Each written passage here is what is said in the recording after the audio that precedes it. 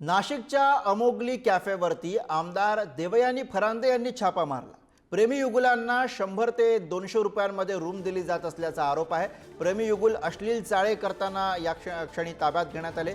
नाशिकची संस्कृती बिघडवण्याचं काम सुरू असल्याचं देवयानी फरांदे यांनी म्हटलंय। आपली मुलं खरंच कॉलेजला जातात का हे पालकांनी पाहायला हवं असंही फरांदे म्हणाले।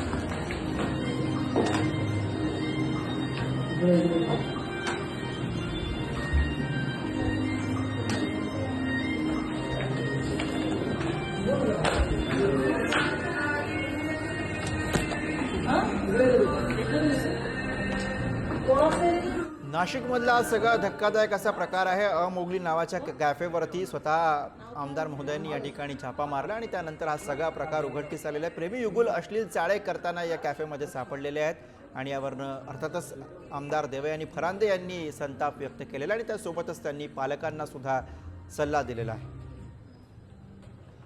मुगली कॅफे नावाचा हा कॅफे चालू होता आणि त्याच्यामध्ये मुलींना कपल्सला जवळपास भाड्याने काही तासांसाठी काही भाग ह्या हॉटेल्समध्ये दिला जात होता।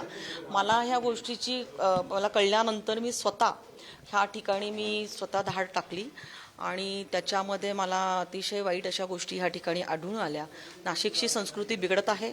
नाशिक शहर पोलिसांनी ह्या विषयावरती तातडीने काम करायला पाहिजे।